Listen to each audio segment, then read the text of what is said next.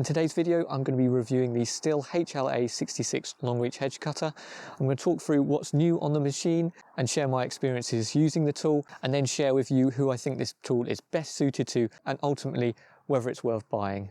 The 65 had been with us for quite a long time, over 10 years I think in the end, and I previously had used the 65 and really quite enjoyed it. I thought it was quite a good tool, but there were a few issues.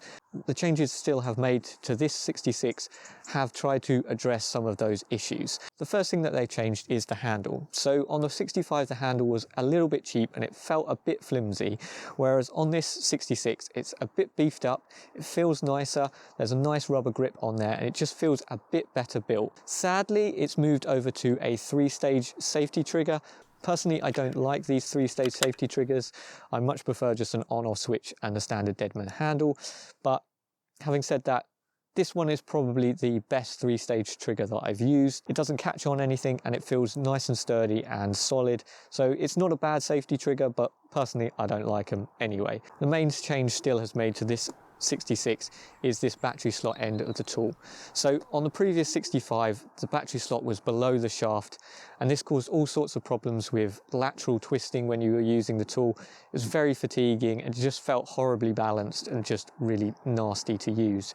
So by bringing it in line with the shaft, it gives you better weight distribution. It's quite a deep tool anyway, so there's still a little bit of lateral twist, but it's far reduced compared to the 65, and it really does make quite a big difference to the feel of the tool.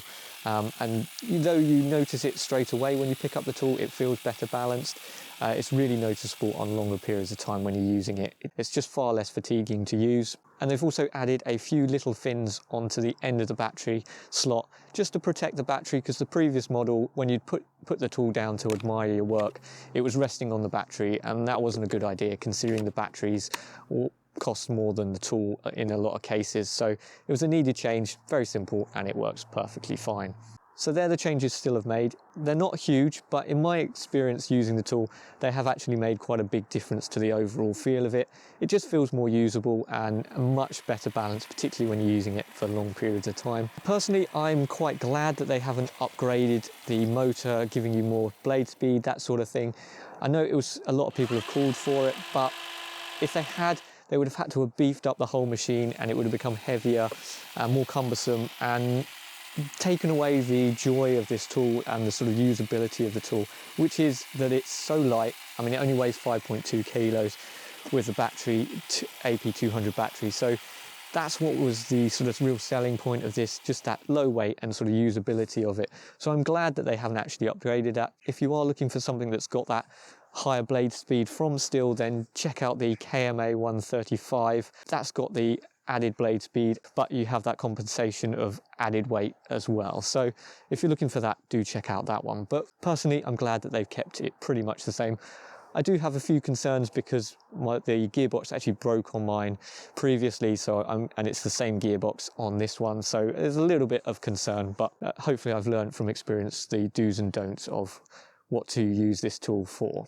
That moves me on to who I think this tool is best suited to. Personally, I think this unit is best suited to the high-end domestic market. Those of you who have got a nice garden with some good hedges, some shrubs, that sort of thing, and you want to look after it yourself, then I think this is a great tool for that.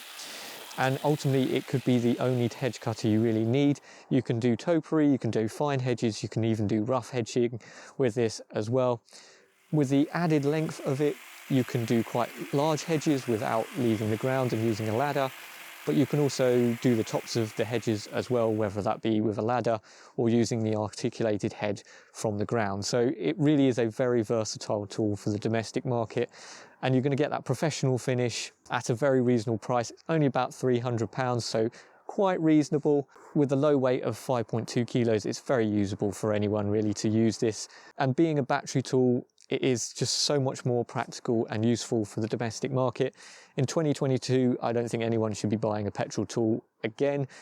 They're not suited to domestic gardeners. You just don't need the added power, and they're more of a faff having to deal with fuel and stuff. Whereas this one, you can use it when you need it and then stick it in the shed, make sure it's charged when you want to use it again, and you're good to go.